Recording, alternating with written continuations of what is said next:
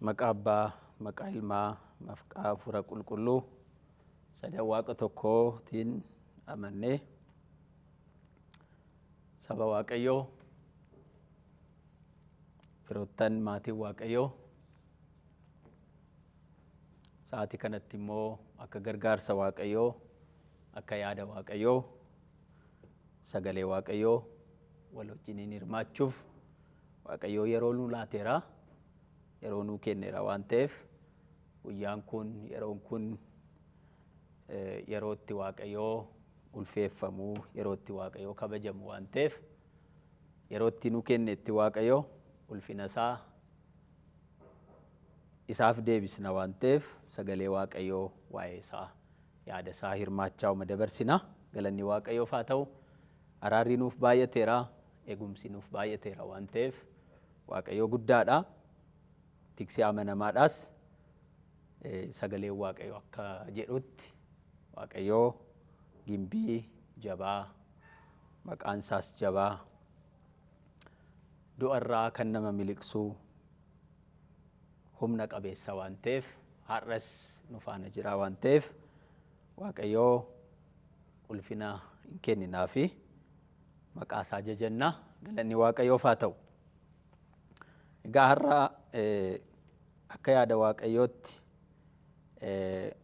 akka nu gargaareetti Yesuus waa'ee cubbuu keenyaaf du'eera isa jedhuutiin mata duree kanaan turtii muraasa goona. Galanni Waaqayyoof haa ta'u. Ka'umsaaf akka nuuf ta'u sagalee Waaqayyoo kutaa tokko keessa dubbiseen wal wajjiniin sagalee Waaqayyoo hirmaanna. Hafuurri Waaqayyoo nu haa gargaaru. Wangeela Yohaannis boqonnaa 12 lakkoofsa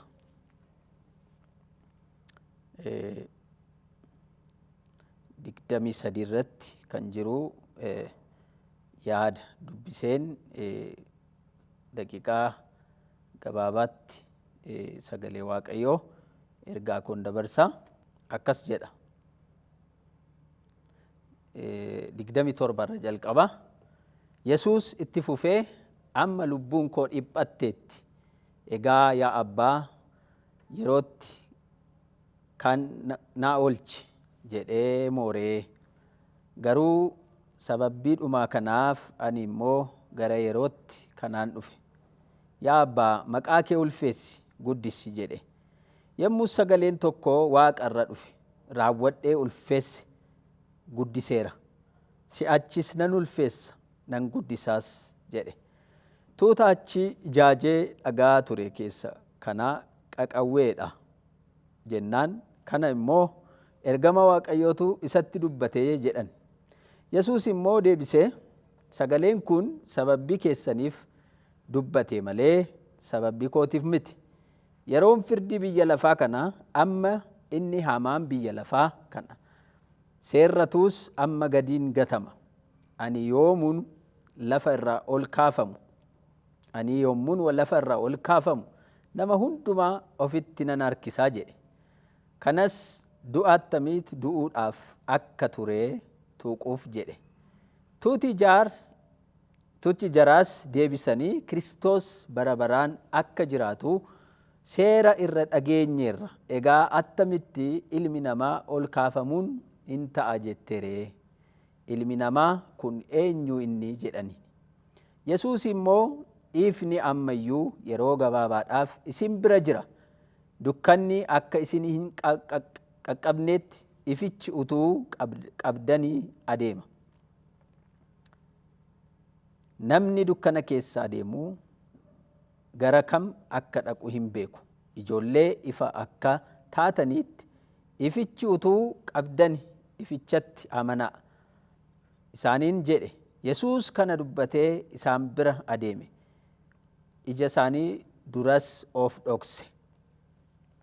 Utuma Yesuus milikkita baay'ee isaan duratti hojjete agarsiisuyyuu isaan isatti hin amanne. Kun immoo dubbiin raajicha Isaayyaas akka raawwatamuuf isa inni yaa Gooftaa eenyutu waan nuyi dhageenye itti himne amanne irree waaqayyoos eenyutti mul'ate jedhe. Isaan amanuu hin dandeenye. Isaayyaas itti dabale immoo ija isaaniittiin akka hin arginetti garaa isaaniitiinis akka hin fudhannetti akka ani isaan fayyisuufis akka isaan hin deebinetti inni ija isaanii jaamseera garaa isaanis jabeesseera jedhee dubbateera. Isaayyaas ulfina isaa argee waa'ee isaa waan dubbateef kana jedhe. Haa ta'u iyyuu malee Yihuudoota warra aboo qaban keessayyuu baay'een itti amananiiru. Garuu mana sagadaa isaanii keessaa nu baasu jedhanii warra Fariisota waan sodaataniif isatti amanuu isaan hin mul'ifne. Isaan Waaqayyo irraa ulfina argachuuf caala nama irraa ulfina argachuu jaalatan. Galanni Waaqayyoof haa ta'u.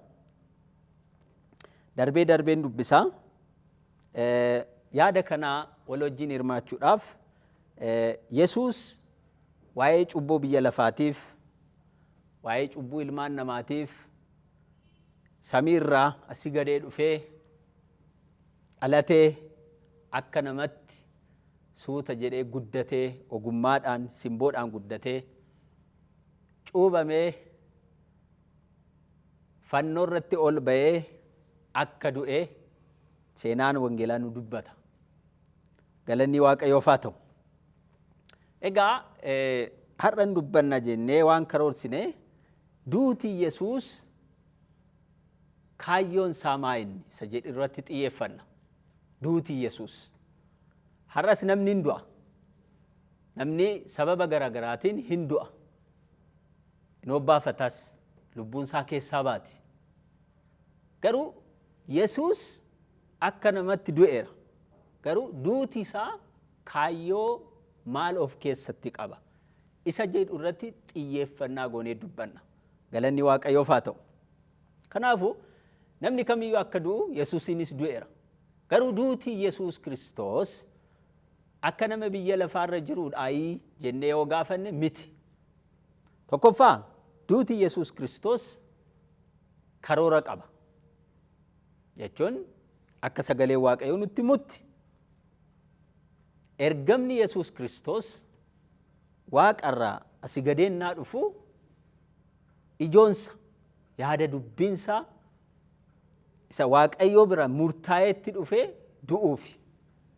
Kanaaf duuti Yesuus Kiristoos karoora Waaqayyoo keessa yookiin karoora Abbaa Ilmaa Hafuura Qulqulluu keessa tokkodha jechuudha.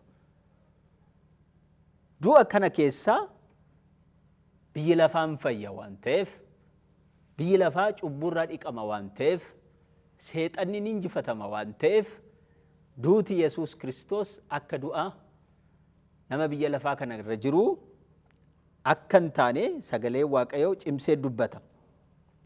Kanarra kan ka'e Yesuus haa xiqqaatus haa baay'atus malee Yerusaalem keessatti tajaajilee,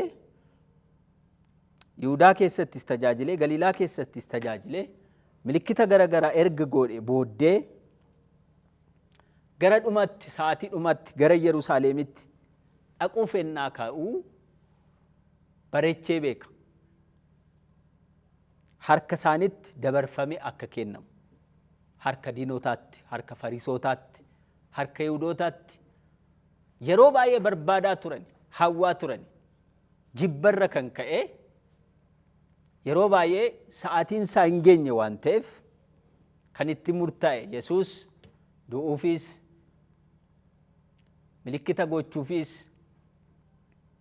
du'a kaasuufis, namootuma dhukkubsatan fayyisuufis yoo ta'e karoora malee hin hojjetu waan ta'eef gaafa duuti isaa ga'ee du'a isaa bareechee beeka ture. Kanaaf gara Yerusaalem ennaa dhaqu Yerusaalem keessatti simannaa guddaa taasifameef ilma Daawit waan ta'eef Yesuus gara Yerusaalemitti ennaa dhaqu namoonni baay'ee karaa irratti ba'aniit uffata isaanii daandiir hafaniit meexxii qabataniit faarfannaa masiidhaaf, masii jiraataadhaaf kan ta'u isaaf kennanii kallattiidhumaan faarfatanii turani. Jimaanni hin dhufne. Guyyaan itti fannifamuun dhufne. Amma sanatti garuu faarfannaan kan isaaf malu, kan isaaf ta'u. Raajiin dubbatame akka raawwatamuuf Waaqayyoon kana taasisee ture. Ilmi Waaqayyoo Yesuus garuu gara Yerusaalem dhaqaa otoo jiruu magaalitti fagootti argee hin boo'ee jedha. Magaala kana keessatti waan raawwatamuuf jiru, waan ta'uuf jiru hubatee hin beeka waan ta'eef, beekaadha waan ta'eef, waan hundumaa beeka waan ta'eef hin boo'eef. Yerusaalem magaalittiin guddoo hin beekne, karooratti dhufe, ergamatti dhufe hin beekne. Yeroo hundumaa ari'achaa turte. Gaafuma Waaqayyoo eeyyame dabarfamee isaan harkatti kenname. Yeroo hundumaa mana qulqullummaa keessa innaan tajaajilu, innaan lallabu. Gaafa akkasii faana argaa turtani. Yoomna qabattaniire inniyyuu jedheera. Amma garuu yeroo keessani jedheet ofuma isaa fedheet ofii dabarsee kenne. Galanni isaaf haa ta'u. Kanaafuu duutii Yesuus Kiristoos karoora qaba. Kanaafuu karoora kana keessatti Waaqayyo maal hojjechuu barbaade? Biyya lamaaf biyyi lafaa cubbuudhaan akka guutame wanti hundumtuu Waaqayyoo hin gaddisiisa akka ta'e caafata garagaraa keessatti hin dubbisne. Kanaafuu cubbuu kanaaf furmaata ta'uuf ilmi Waaqayyoo Yesuus hin mul'ate. Kallattiidhumaan raajii keessattis kuni dubbatameera. Raajii Isaayyaas boqonnaa 53 lakkoofsuma tokko jalqabnee yoo laalle Isaayyaas raajichi baroottan duraa ilmi Waaqayyoo Yesuus dhufee gidiraa akka simatu masiichi inni jiraataa. Namoonni maal isarraa akka qaqqabsiisan dhumarrattis gara ulfinatti akka dhaqu erga gidiraa gidirfame booddee wanti hundumtuu erga raawwatame booddee ulfinatti gara ulfinatti akka dhufu kana ilaaleet hafuura Waaqayyootiin hubateet kana barreessee ture. Akkas jedha. Isa nuyi dhageenye himnee eenyutu amanee irree Waaqayyoos eenyutti mul'atee inni akka biqiltuu mukatti goofticha duratti ol in ba'a. Akka hidda muka isa lafa googaa keessa ba'us in ta'a. Simboodhaa fi surraa waan hin qabneef nuyi isa ilaaluu hin jaalanne. Miidhagummaa waan hin qabnes nuyi hin mararne. Namoonni isaa tuffatanii isa irraa hin goran. Inni nama dhiphina fi muudamni itti baay'atee ture. Inni akka nama tuffatanii achi ilaalanii bira darbanii in ta'e. Nuyis homaattiyyuu isa hin lakkoofne. Inni garuu dhugumaan dhiphina keenya ofirraa hin kaa'e. Muddama keenyas in baate.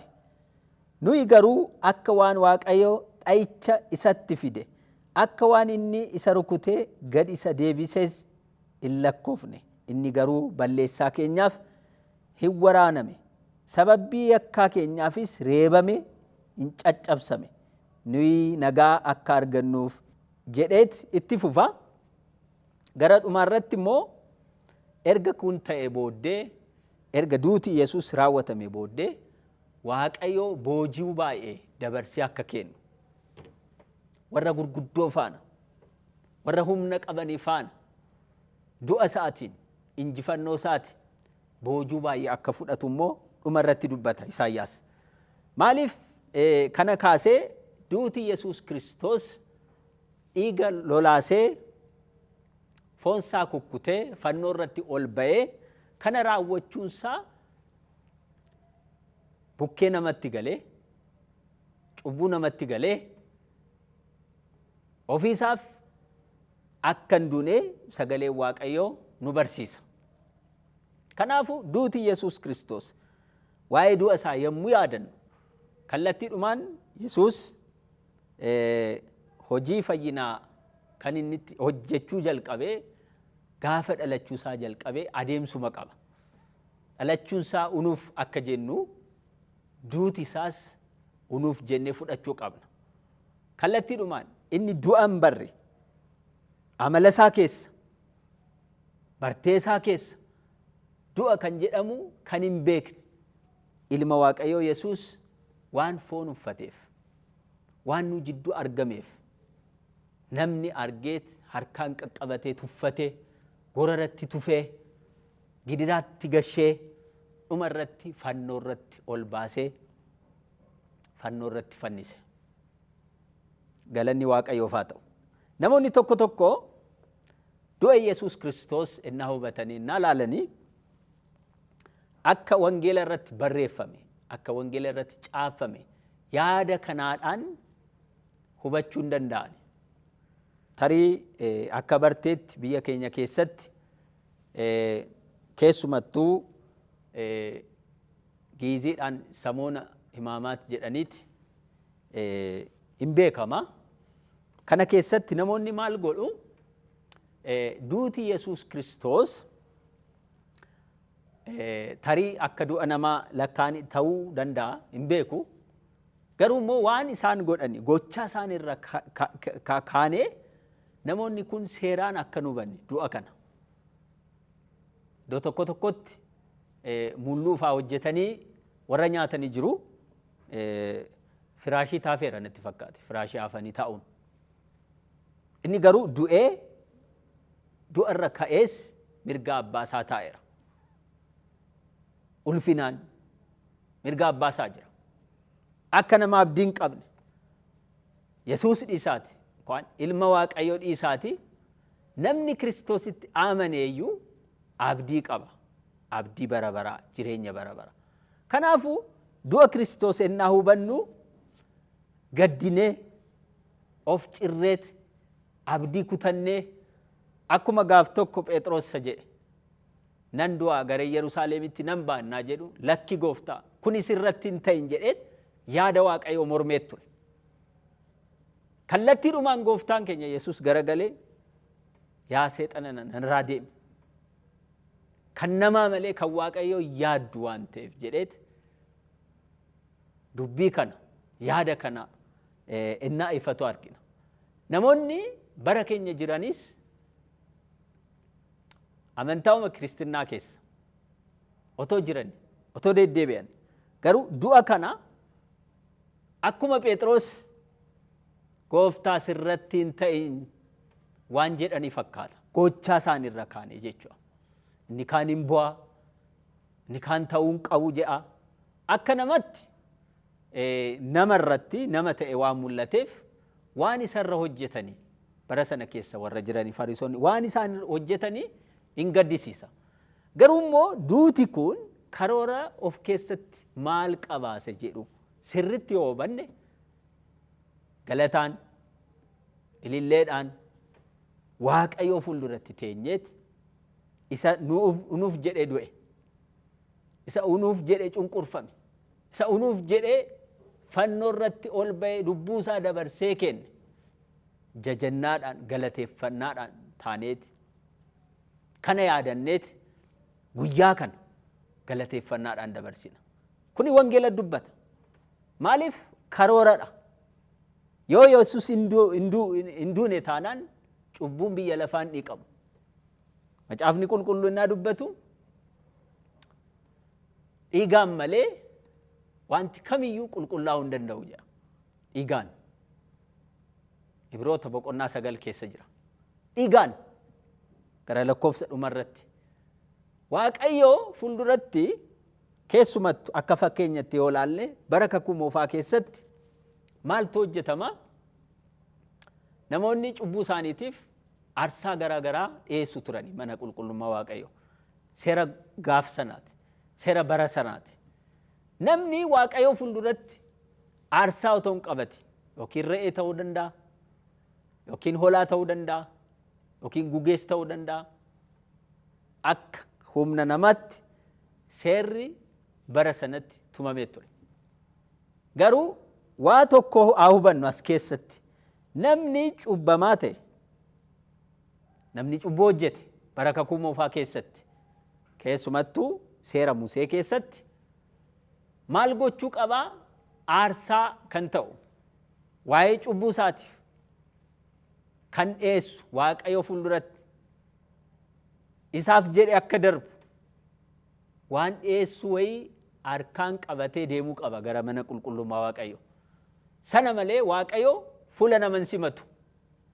Yeroodhaaf seerri kun Waaqayyoof nama jidduutti yeroodhaaf araara buusa ture. Aarsaan kun walumaa galatti gara fuuldura ilmi Waaqayyoo aarsaa isa dhumaa ta'e, aarsaa gonkuma cubbuu kan hin qabne gara dhumatti biyya lafaatti mul'atee cubbuu ilmaan nama, cubbuu addunyaa, cubbuu biyya lafa akka dhiqee balleessu gara fuulduratti kana agarsiisu akka ta'e kana hubanna. Garuu xiyyeeffannaa akka gootanii kanan barbaadu aarsaatiin malee Waaqayyoo fuulduratti dhiyaachuun hin danda'amu. Kanaaf namni cubbuu hojjete Roomee boqonnaa 6:23 keessatti akka dubbatu du'uu qaba. Kuni seera Waaqayyooti. Kuni abboommii Waaqayyooti. Namni cubbuu hojjete du'uu qaba. Dirqamadha. Raajicha Hisqeel keessatti boqonnaa 18 keessatti dubbata. Lubbuun cubbuu hojjette baduu qabdi jedha. Egaa maal ta'uu qaba? Namni cubbuurra bilisa ta'e hin jiru biyya lafaa kana keessa. Namni hundumtuu cubbuu hojjeta.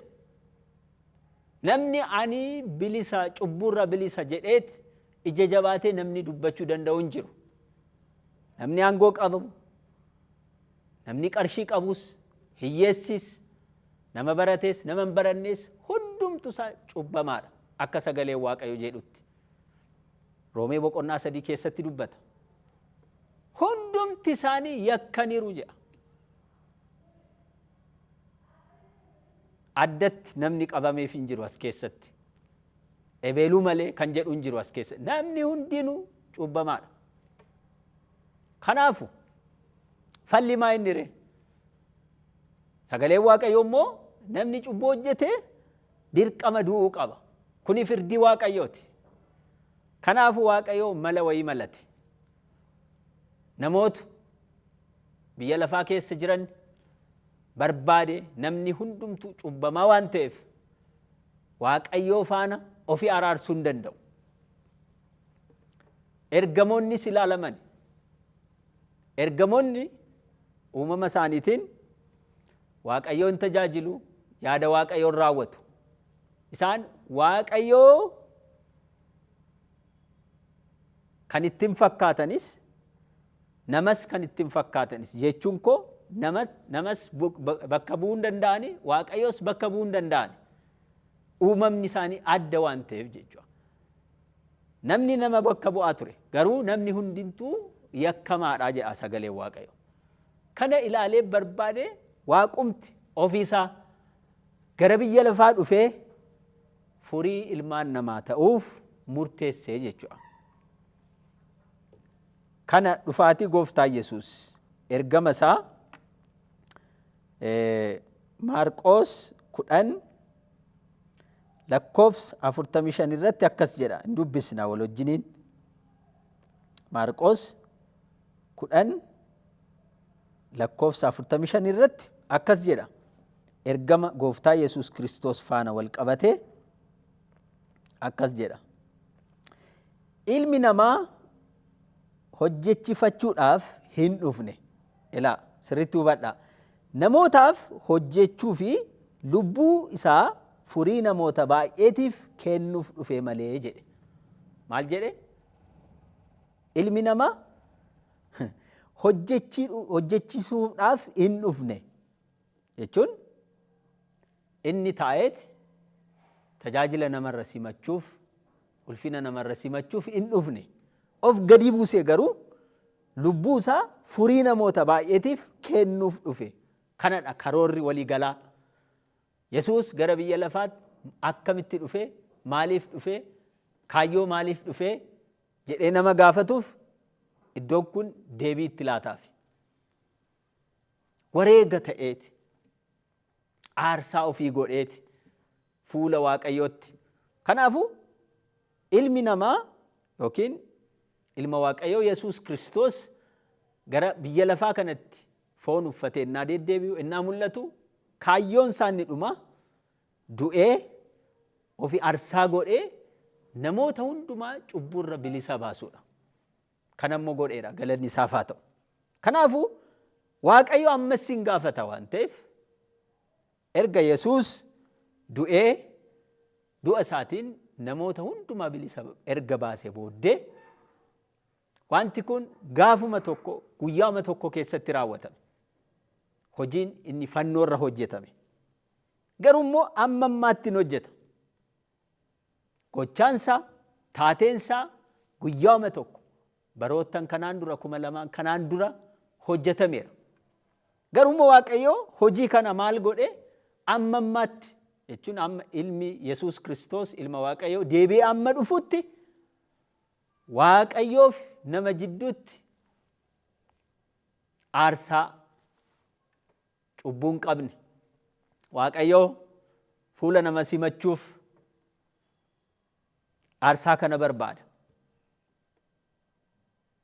Qixxalamaan kana walakkaa'uma godheeti Waaqayyoo nama faana dudubbachuuf, Waaqayyoo nama faana walitti dhi'aachuuf furii godheeti namaaf Waaqayyoo jidduutti kaa'e. Kuni sagalee Waaqayyoon mirkaneessa.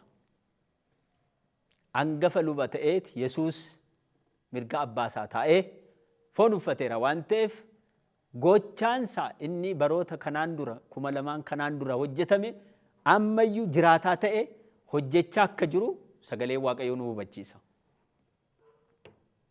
Kanaafuu duuti Yesuus Kiristoos bu'aa qabaa jechuudha ilmaan namaaf. Inni gidirfameera, inni itti dhiibameera, inni itti miidhameera. Unuuf garuu kallattiidhumaan maal nuu fide? Nagaa, gammachuu, fayyina, cubburra bilisa ba'uu, injifannoo seexana irratti bu'aan akkasii gara ilmaan namaatti dhufe.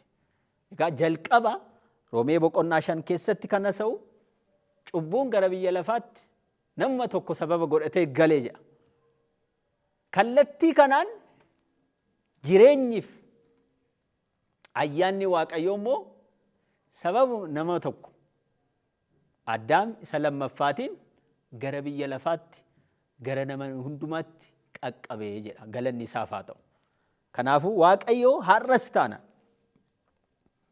amma yeroon kun akka bartee macaafa qulqulluutti amma yerootti jiraannu kana barri kun maal jedhama? Bara kakuu haaraa jedhama. Kakuun haaraa dhiiga Kiristoos Yesuusiitiin dhaabbate. Akka kakuu moofaa miti. Kakuun moofaa dhiiga hoolotaatiin dhaabbate. Kakuun haaraa garuu kakuun haaraa guddaa isa taasisu, adda isa taasisu maa inni? Dhiiga gooftaa Yesuus Kiristoosiitu bu'uuratti ta'e. Galanni isaaf haa ta'u. Kanaafuu kakuu haaraa keessatti namni jiraatu, namni kakuu haaraa keessatti tajaajilus ta'e amanus ta'e bu'uura kan ta'uu fi dhiigni gooftaa Yesuus Kiristoos yookiin du'a Yesuus Kiristoos. Kanaafuu innaa jalqabnu Yesuus waa'ee cubbuu keenyaaf du'eera isa jenne duuti isaa sababa maaliiti ennaa jennu waa'ee cubbuu keenyaaf kuni deebiidha. Kallattiidhumaan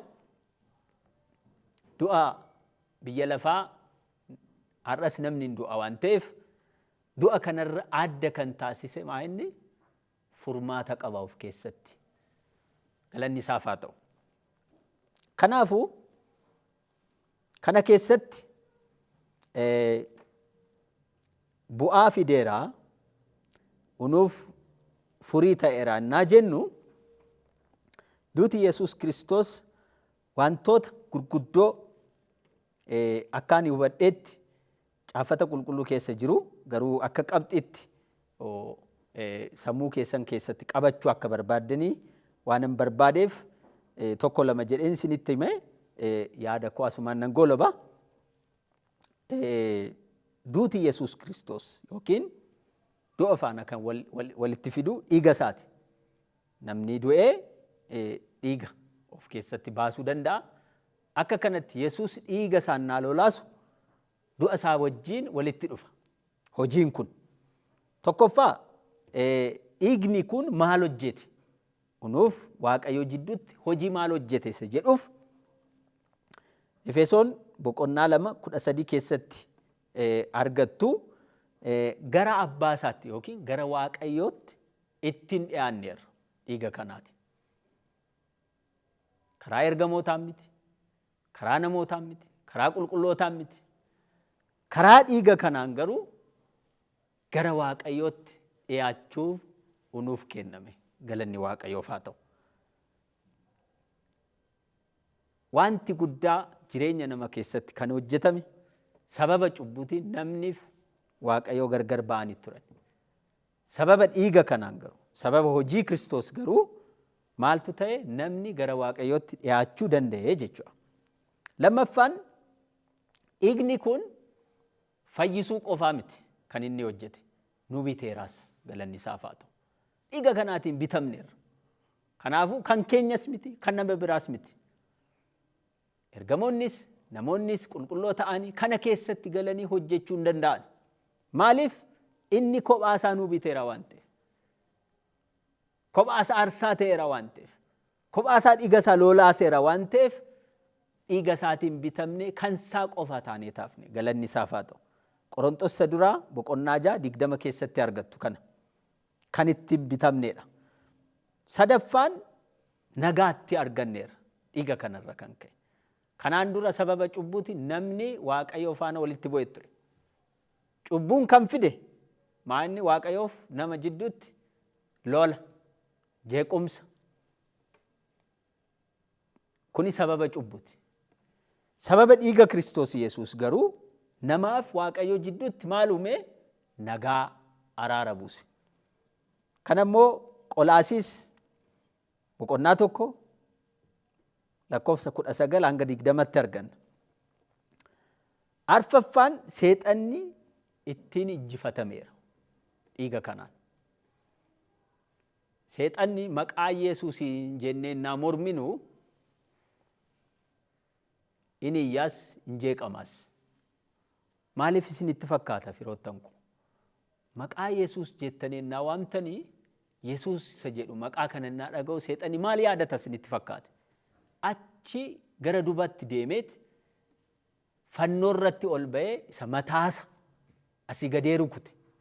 Hojii Yesuus Kiristoos yaadatee salphina isaas yaadatee seexanni mo'amuusa nutti agarsiisaa jechuudha. Galanni Waaqayyoof haa ta'u. Kuni mul'ata Yohaannis boqonnaa 12:11 keessatti arganna. Dhiiga holicharra kan ka'e seexanni akka injifatame. Isa kissii namarratti kaasu. Seexanni akka injifatame achirratti dubbata. Shanaffaan qajeelota ittiin taaneerra. Galanni Waaqayyoof haa ta'u. Roomee boqonnaa 4 lakkoofsa 23 keessatti qajeelota ittiin taaneerra. Roomee boqonnaa 5:9 irrattis argattu. Jechuun kanaan dura sababa cubburra kan ka'e cubbamaa turre. Amma immoo sababa dhiiga gooftaatirra kan ka'e maal taane? Qajeelota. Hojii keenyaan miti, dadhabbii keenyaan miti, dhamaatii keenyaan miti. Hojii fannoo irratti hojjetameerra kan ka'e maal taane? Qajeelota. Galanni Waaqayyoof haa ta'u. Kanaafuu qajeelota jedhee kan nu waame sagalee Waaqayyoodha. Nuti sittiin ka'anuuf. Isa dadhabbii keenya, isa dhamaatii keenya ittiin finnu qajeelina kana macaafni qulqulluun beeku waan ta'eef jechuudha. Galanni Waaqayyoof haa ta'u. Egaa wantoonni kun namaaf Waaqayyo jidduutti akka bu'uuratti ta'ani.